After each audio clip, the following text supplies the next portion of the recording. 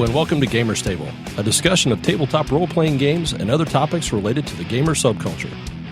Be warned, this show may contain some explicit material that may not be suitable for all audiences.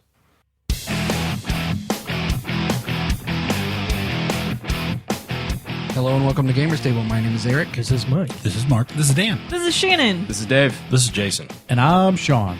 This episode we're going to talk about gaming addiction. I have a few things to say about I was going to say, this is a big topic. We don't do these kind of like real topics. Yeah, this is like the after school special of Gamers Table. Right. This is way too personal, guys. I don't know if I can... I learned it from watching you. This isn't actually a podcast. This is an intervention for Mark. Screw you guys. I'm going home. No, I mean, it's a real thing. And It certainly is. I would dare say that it has, in one way or another, affected at least everyone at this table, I would bet. Yes. Most of the gamers that I have met in my life all share certain traits. So if you don't want to call it gaming addiction, Shannon, because we don't know if you have, you could say this also goes along with certain gamer OCDs. Yes. Which are very, very close. I was about to say, Right. I don't know if you've caught anything about my personality. Exactly. Really? To understand the addictive personality, the person who can get addicted to something, it doesn't have to be drugs or anything like that. It could be behavior. You start to obsess about the one thing, and you will neglect other parts of your life just to fulfill this. And the one way I wanted to put it, because someone asked me recently, what exactly is gaming addiction? And I said, it's just like any other addiction. I consider myself a gaming addict, okay? Because I constantly keep playing to get the feeling that I got when I first played. It's about how does it influence your life, and to that end, Eric, I can definitely see that. I mean, that's why you guys talk a lot about how it was back in the day. It's not, whatever we do, it never quite feels like it did when we played Is it it why back we then. game jump as much as we do now? It's never as good as the first high. Exactly. I don't think for me it's as bad as it was when I was a kid. When I was a kid, it seemed to take up a lot of time as far as what I thought about. I mean, I could be in class, say in high school, and I was thinking It was about... always on your mind. I was always sketching, doodling something in the margins of the paper or whatever notebook I had. Right. Making notes, writing stories, things that specifically had to do with the game. And I knew that what I was doing, neglecting schoolwork, neglecting studies, that was bad. But at the same time, it was also a good distraction. When you're in high school, things can be stressful, girls in particular. When sometimes that distraction just goes too far and it becomes more Sure. than a distraction. Absolutely. It becomes the focal point of your life. Right. Well, so mine, again, I mean, everything starts in high school, right? Because that's the beginning and the end of your life, right? Is high school. Yeah. Everything's so super intense when you're in high school. So I, along with another friend, we fell into Magic really, really, really hard. Every extra penny that I had went to Magic, just like a drug addict. Everything, it was about winning and winning and winning. Because winning is part of the addiction with Magic. I think at least it was for me. Sounds like gambling addiction. It almost is. And depending on how basically you is. play Magic, it was gambling too. If you're playing for cards, which Right. on occasion I would. It's like racing for pinks. Exactly. Right. That's even worse. But I mean, that's Pink slip, not just pink. I was going to say, woof, what are we me- racing for? right. Better clarify that, Hey, please. hey. For me, That was not anal. No, I've seen Grease. I knew what you meant. Okay. Grease. So for me, that's where this topic came from. Was me playing Magic way back when. And then I got to thinking about, my friends around me. So I think about the time when Jason said he needed to play himself. Yeah. I'm like, that's gaming addiction. I think about Eric and how he buys every run of a book Right. for a system that comes out. Right. That we never play. Right. And then I Right. think about Mike and how he's devoted his life, his gaming life to Greyhawk. As he scratches his head. And I think of Sean and Mike was and sitting there thinking he didn't have a game For a addiction. while, though, it wasn't, I don't really, well, Again, it was one of those good I was distractions you addicted to needed it. at the time. It filled a void. Right. But you did nothing but WoW for 3 years. 3 years. Yeah, that's a long time. And I think a lot of I people woke have up- that same, yeah. Well, yeah, you hear a lot of things about, the people who lost their marriages to things like WoW. Yeah. And it could happen for other things too. It could happen for tabletop role playing games. I had a couple of friends in college who disappeared for 2 years because of WoW. And you'd call them and you'd just be like, hey, what's going on? Can't talk now. It's game time. And every time you call him, can't talk now. It's game time. I have and then that. If you got that much out of him, usually it's like, meh, great night. Well, and usually, what it finally came down to was, one night he he answered the phone and he goes, Dave, did you ever think, did you ever realize you always call during game time? And I said, did you ever think that maybe that's because it's always game time? Right. And it was like something clicked in him at that point. He was just like, son of a bitch, you're right. What the hell am I doing? It's like, I don't know, man. I haven't talked to you in like 6 months. Yeah. And Where did this beard come from? Why am I wearing diapers? what about Why piss aren't I jars? wearing diapers? When did I start drinking Red Alert Mountain Dew? Well, and a lot of these games, they're designed around leveling. And Code Red. Sorry, just had to Code correct Red. you. Troll. You just trolled Mark. Yeah. Pow. I'm going to have to get you back. I probably wouldn't have done it if it had been anyone else. so we talk about games, and most all games are built around basic mechanics. It's about winning something. It's about leveling or gaining things. And I work in a casino, and I see this all the time. Right. It's that drive. It's the drive for winning. It's the thrill. It's the adrenaline rush. And I think that I know a lot of games like, wow, they use the same kind of mentality that casinos do and how they engineer their games. Right. Yes. You look at more quote unquote modern games. Mike and I were having a discussion about 3.5 Bard versus Pathfinder Bard, and Pathfinder Bard gives you probably the same amount overall, but the way it's distributed out over across your 20 levels is a little bit more even. So you're always getting a little. There's not a null level or a nothing level. Right. Exactly. That was the worst thing about playing 3.5, man. It was like, oh, I'm a third level fighter. All I get is my regular Yeah, feat. and then you sink into depression because your guy isn't getting as cool as he should be. Right. And again, I mean, I'll throw it out for myself. For me, I think a lot of the addictive nature of these games is the addiction to the escapism. Yes. The totally being yeah. a different thing. Right. Oh, yeah. Or being the thing I want to be. Right. Mass I can't. Effect. Exactly. And Mark's you- Mass Effect. He wants to be an interstellar galactic bastard. I do. But to put it in the personal perspective, I can totally see why marriages would fail because of this. Because most relationships, I would say every relationship, the key component is communication. And time.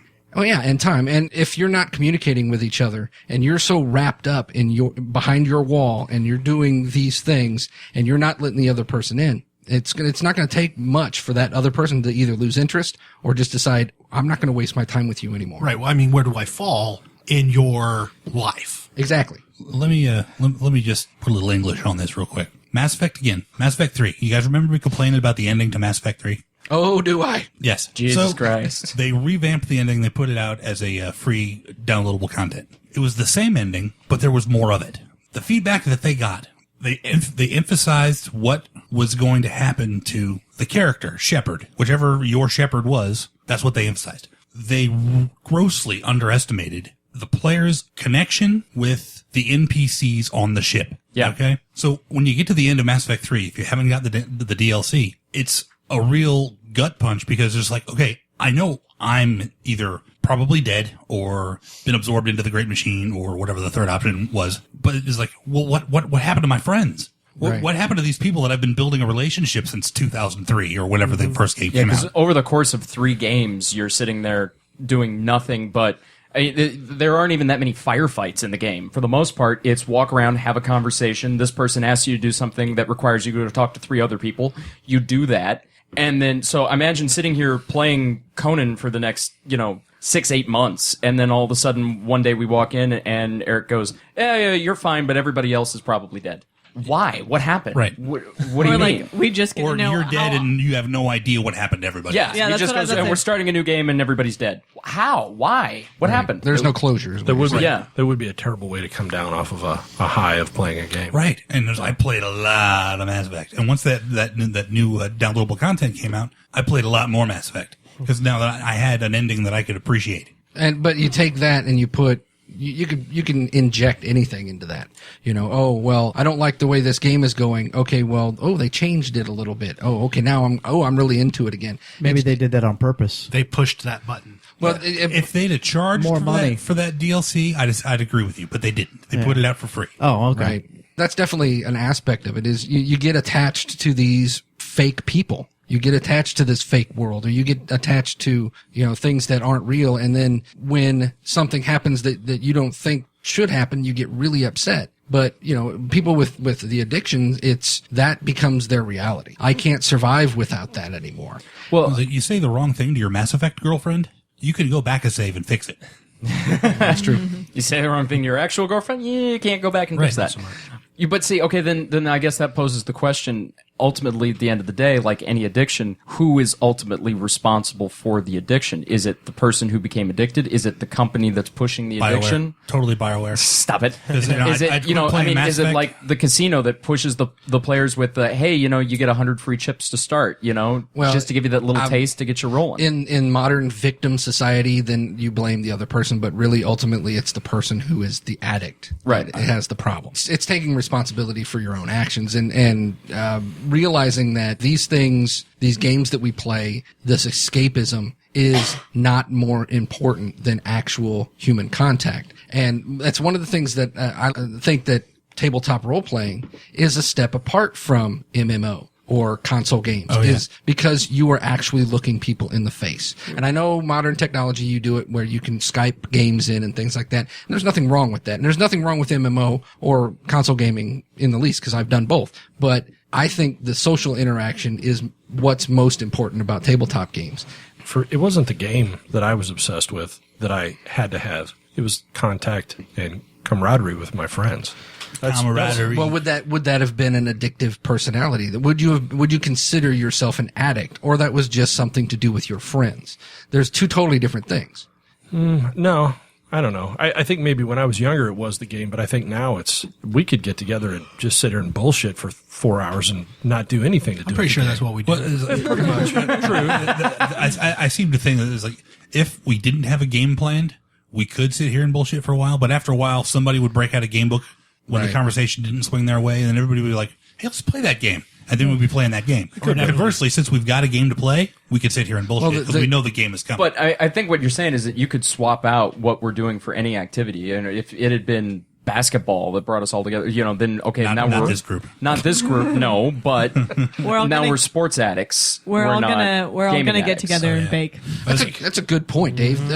There are plenty of people who are die-hard Green Bay Packer fans, and they will do anything. They won't miss a game. They've got to go to Green Bay and watch at least one game, or if they live there, then they've got to make it to every game. Season ticket holders, that kind of thing. How many sports fans are superstitious? How many sports fans are addicted to their teams? Yeah. You know what I'm saying? It's kind of in the same vein. Jason's shyly raising his hand. It's certainly more socially acceptable. Well, yeah, I mean that is whenever people get addicted to the win, the we, the us, Right? The community, because the successes of this thing reflect on me because I identify myself as part of it. Right. And it's the same. Oh, it's the- yeah. it's the same thing in a rating group or in our tabletop. Well, what I was gonna say is, and like how angry they get, like whenever the Cardinals won the World Series a few years ago, whenever everyone was mad because like there were all these extra Cardinal fans, and it's like, oh, just bandwagoners, and like they get so it's like they weren't always fans, so they're less of a fan than I am. Well, they're interlopers on your community. that happens in the gaming community too. Don't get That's me why wrong. it's real hard to survive the Monday game. You have people who play whatever game, and then you have somebody new to play the game, and oh well, I've been playing this game for a long time. We had that experience when we tried to play L5R at a convention. Oh, yeah. We get the you're not playing it right. I should have stabbed that woman with her chopsticks in her hair. But for her, I mean that clearly was her game. That was her escape, and she devoted a lot. I mean, clearly a lot of time, in this world. I was ruining it. I was ruining it for her as much as she was ruining it for me. Right. Probably more you were ruining it for her because she valued the game a lot more than you did. Right.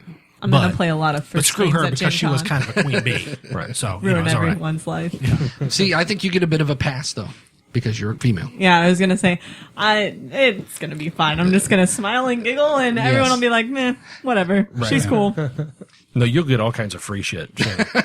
Yeah. Love swag. But I'm glad you brought up Gen Con though, and because when you're talking about that whole we us community, it's really one of the only times I think maybe Comic-Cons would be at the other side of that coin, would be when gamers actually feel like a big community. Yeah.